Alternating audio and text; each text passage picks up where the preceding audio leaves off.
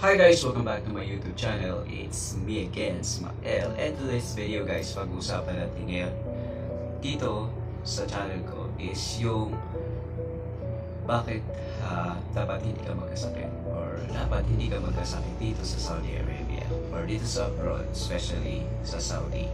So anyway guys, yung pag-usapan natin at ating pabalikan mamaya-maya sa pagbabalik ng aking YouTube channel. Hi guys, tayo nagbabalik at ngayon guys pag-uusapan natin guys. Yan guys, pag-uusapan natin ngayon guys yung katulad ng sinabi ko na katulad ng sinabi ko na yung pag-usapan natin bawal magkasakit dito sa Saudi Arabia. Diba? Ang ganda ng impormasyon. Sana niyo makinig kayo guys or sana this is like based on my experience based on my experience lang. Kasi syempre hindi mo naman maiwasan talaga magkasakit. So yun, sa totoo lang guys, dapat talaga bawal magkasakit dito sa Saudi Arabia. So hindi mo naman maiwasan at hindi naman tayo perfect. Tsaka syempre kung gustuhan ng Diyos na magkasakit tayo, magkasakit talaga tayo. Pero as much as possible talaga mag-ingatan natin ang sarili natin, ang katawan natin, lalo na sa kalusugan natin. Like for example, dapat nakakatulog tayo na maayos. Instead of i-internet natin, i-Facebook natin, dapat masunod natin yung sabi nilang 7 hours sleep. Dahil, di ba, galing ka sa trabaho, nakakapagod, tapos siyempre pag uwi sa bahay, mag-internet ka, magbababal ka ng ilang oras. So, siguro nakakatulog ka lang dyan ng mga 5 to 3, mga 3 to 4 hours na nakakatulog. So, siyempre, di ba, maano yun sa katawan mo, para abuso yun sa katawan mo. So, as much as possible talaga, makatulog ka ng maayos, kumain ka ng maayos. Hindi naman yung kumain ka ng maayos, nakakain ka talaga ng mga magagandang masasarap na pagkain. Yung mga healthy food lang na, like for example talaga, yung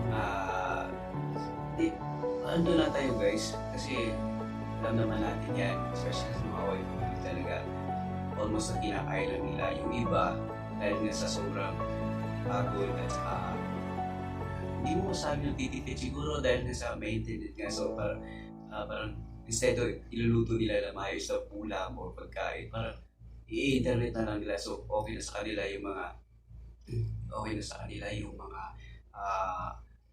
easy to cook lang ng mga pagkain, like for example noodles, indomie, mga itlog, fried lang siya within 5 minutes, like that, tapos na lahat, tapos yung mga ganun. So dapat guys, iwasan din natin yun.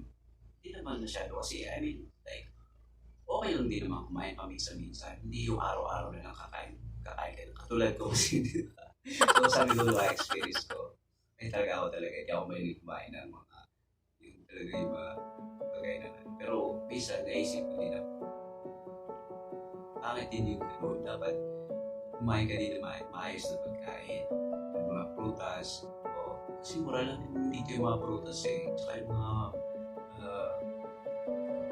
manok, beef, yung rice nila dito. Basta huwag mo lang i-compare sa Pilipinas, pero I think mura dito. Yung mga prutas nila, yung mga vegetable nila dito, mura dito talaga sa Saudi Arabia. So yun, iwasan mo talaga yung pipirin ng sarili mo. Kumain na healthy na food para at least safety ka. Kasi siyempre, di ba, katawan mo ang puhunan sa trabaho mo. So kung hindi malakas yung katawan mo or wala kang energy, syempre, mahirap magtrabaho na walang energy, di ba? Tsaka, yung pag masama ang pakiramdam mo sa trabaho, magtatrabaho, syempre, di ba, ang bigat yung sa katawan. Mas lalo kang magkakasakit. So, as much as possible talaga, huwag mo tipirin sa sarili mo kumain ng maayos na pagkain. Ano na tayo, kasi yun ang di naman ang importante, makakain tayo ng maayos. Para at least safety tayo na lagi tayong malakas, malusog, habang tayo ay nagtatrabaho, diba? So, dapat energetic tayo, diba? At saka, yun guys, kasi nowadays naman ngayon, almost maramihan talaga internet talaga. So, instead of matutulog ng 7 hours, yun lang, mga 5 hours to 3 hours lang. Hindi lang tulog nila sa pag-isip nila ng umaga, sobrang bigat sa katawan. Dahil nga, tapos, syempre, oras sa tulog. Tapos wag pagkagising sa umaga, wag agad-agad yung cellphone mo o your laptop mo ang titingnan mo, kasi talaga na-experience ko na yan guys, di mo lumabo yung mata ko, kaya nakapag-salamin na ako kasi ngayon na nga hindi ko maiwasan na pagdating ng pagkagising ko, instead of magpapahinga mo na yung mata ko dahil kagising ko lang, hindi diretso nakagalaw sa laptop, tapos hindi kagad ako sa mga cellphone. Yung ano ng cellphone, kumbaga, di ba malakas yung ano niya, ayaw ko nakalimutan ang tawag doon. So yun, makakasira din sa mata. At saka yung dapat magpahinga ka muna, huwag yung pagkagising mo ligo ka agad, kasi mabibigla yung katawan mo, kasi siyempre naka-rest ka, tapos natutulog ka, binambising mo, and then biglang sasala ka kagad sa tubig, tapos parang hindi pa naman may pahinga masyado yung mata mo, so bakit yun? Tsaka nakakasira yun sa, ewan ko lang, for me kasi na-experience yun, parang masakit sa mata, tsaka namumula yung mata mo pagkatapos sumaligo. At sa gabi naman, yung maliligo ka or maghihilamos ka, papahinga mo lang sarili mo, paghilamos or maligo or something like that, kasi siyempre galing yung katawan mo sa trabaho, tapos sobrang pagod yung katawan, parang naligo ka agad, mapas-pas, i-rest mo muna yun mga few minutes or mga 30 minutes bago ka maghilamos o maligo. Kung hindi ka komportable na matulog na hindi nakaligo, pwede maligo, pero talaga pahinga mo na sarili mo, yung katawan mo, para hindi siya mapasma. Ganun guys. Kasi dito guys, mahirap talaga magkasakit. Alam niyo kung bakit? Kasi kumbaga dito, pagka nagkasakit ka, sarili mo lang i-intindi sa'yo. I mean like wala mag-i-intindi sa'yo. Sarili lang talaga yung asikaso sa bahay. I mean like walang mag-aasikaso sa'yo. Dito, magkasakit ka, nandiyan ka lang. Although may mga ka-roommate ka or kasama mo sa trabaho, pero titignan ka lang nila, or let's say 1, 2, 3 times ka lang nila tatulungin kung sa kanila yung magkakini, pero after that, hindi ka na nila kayang or asikasuhin pa o something like that, kasi nga siyempre may mga trabaho din sila, siyempre diba? Siyempre mapagod din sila, siyempre alaga din nila sarili nila, yung pamilya nila. So mahirap talaga, kailangan mo talaga ingat sa sarili mo, kalusugan mo, super ingatan mo yan, kasi nga yun yung puna natin para makapagtrabaho. Punta tayo dito, mag-isa wala tayong pamilya dito, so walang hirap sa atin, although tingin pa rin sila, pero hindi talagang super pa sila ng pamilya natin na all the time pwede ka nila supportahan 20%, pero dito kasi susunod yung mag-isa lang tayo. So siyempre pag nalasakit tayo, tayo rin ang mag-asya sa sarili natin. So kung ayaw mo mangyari, dapat mag-iingat ka at huwag mo kapusuhin ang katawan mo. Pwede kang magtrabaho. Pag overtime naman, yung kaya mo lang mag-overtime, pero kung sobra-sobra, kasi yung pera lang yan, pero yung kalusugan ng katawan mo, pagka nagka-problema yan, mas malaki ang problema mo pa. So as much as possible, ingat sa health, laging matulog ng ayos, uminom ng maraming tubig, at huwag masyado like pagka-gising, titingin ka agad sa laptop, sa cellphone, malakas yung reflection ng ilaw sa mata natin, so nakaka-affect yan. Sample ko na yung sarili ko, kasi hindi na ako naka-class na ako.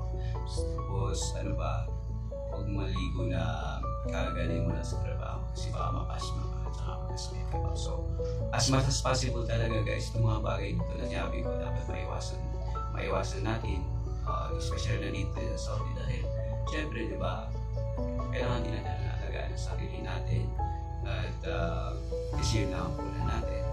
If magkasakit tayo, mag-wait tayo, or paano tayo makapagtrabaho ba? So yun, magtipid kumain ng maayos na pagkain. Hindi naman yung talaga sobrang buga-buga na pagkain na mga special talaga. Yung mga pwede mong kainin na mabubusog ka at ito dito, ganda sa katawan. Kasi puro tayo, puro tayo itlog, noodles, something like that. Pero sometimes kumain din tayo ng kanin plus ulam na yung satisfied yung katawan natin. Kasi yun ang katawan natin, yung una natin sa trabaho. Kung hindi tayo malakas, paano tayo makapagtrabaho, diba? So, kailangan talaga malakas ang katawan natin para makapagtrabaho ng maayos at marami tayo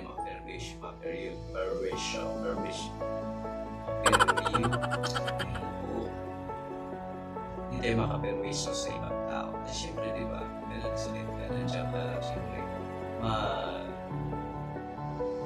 magdidistract kayo kasama mong way. Like, for example, hindi ka naman pwede niyang daan-daan na lang dyan. Syempre, Pilipino tayo. Nandun tayo ng puso Pilipino na tulungin, ma-concern. So, pero hindi, syempre, doon na tayo ma-concern tayo, mga Pilipino. Pero, syempre, di ba, kung ayaw mo ng gano'n na, let's say may peryoso ka, magkanya-kanya ka, ingatan mo sarili mo. Yun ang pinaka-importante, yung iingatan mo sarili mo, especially na dito ka sa Saudi.